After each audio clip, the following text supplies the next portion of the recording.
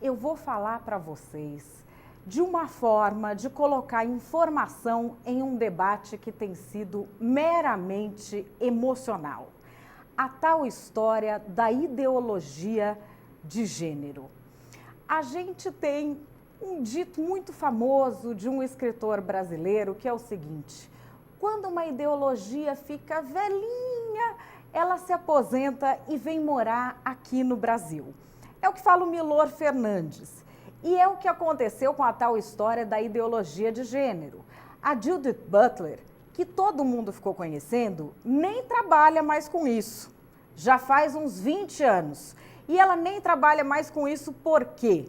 Porque as pesquisas científicas na área da genética e da biologia subsequentes, sobretudo naqueles países em que há igualdade de direitos entre os gêneros, estou falando aí de países escandinavos, mostraram que a vida na prática é diferente do que aquelas teorias todas haviam imaginado.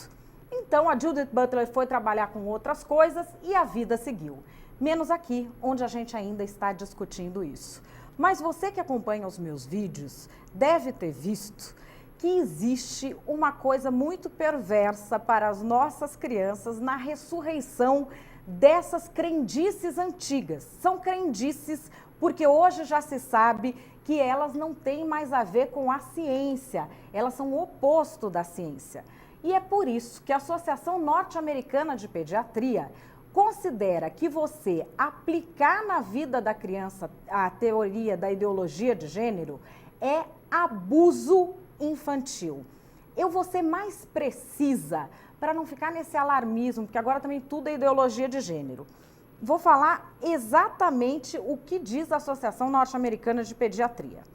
É abuso infantil fazer uma criança acreditar que é normal ou saudável usar medicamentos e cirurgia para se passar pelo sexo oposto. Porque a taxa de suicídio entre quem faz esses procedimentos é 20 vezes maior do que entre a população em geral.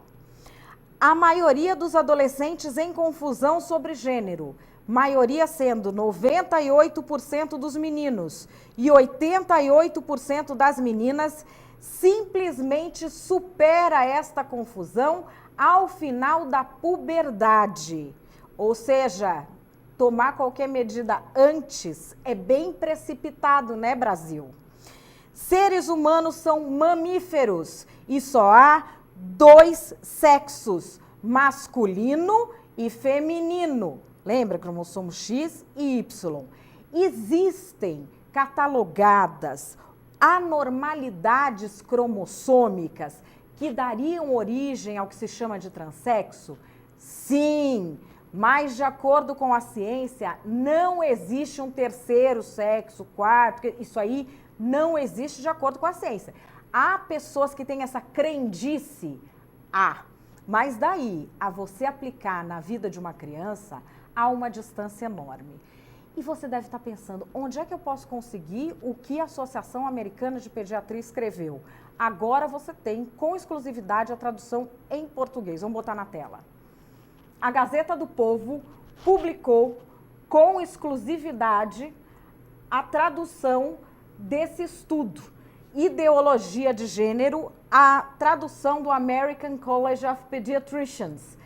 Esse American College of Pediatricians seria como a Associação Americana de Pediatras. Ela é a associação que reúne todos os pediatras norte-americanos e é quem dá as diretrizes. Isso você vai encontrar na Gazeta do Povo, é um estudo enorme e não é um estudo assim, e eles se reuniram para falar. Não, são os estudos que levam em conta os levantamentos empíricos e acompanhamentos que foram feitos com crianças, adolescentes, gente que já virou adulta ao longo da história. E esses estudos, analisando inclusive as consequências sociais e psicológicas, foram catalogadas pelos pediatras que avisam aos pais: você não pode fazer uma criança crer que é normal e que é saudável você utilizar medicamentos ou cirurgias para se passar pelo sexo oposto ao seu. Para a Associação Americana de Pediatria, isso configura abuso infantil. E isso é o que está nesse documento, traduzido com exclusividade pela Gazeta do Povo. Eu recomendo fortemente que você acesse esse documento. Eu já havia lido antes, a gente já havia discutido, até antes de eu entrar na Gazeta do Povo, eu já conhecia o pessoal da Gazeta, a gente já havia debatido sobre esse estudo especificamente, e ele vai mostrar a parte científica mesmo, a parte dos genes. Existem cérebros masculinizados ou feminilizados, podem até existir sob o ponto de vista psicológico, mas isso de haver um transgênero autodiagnosticado é uma história que vem se propagando muito.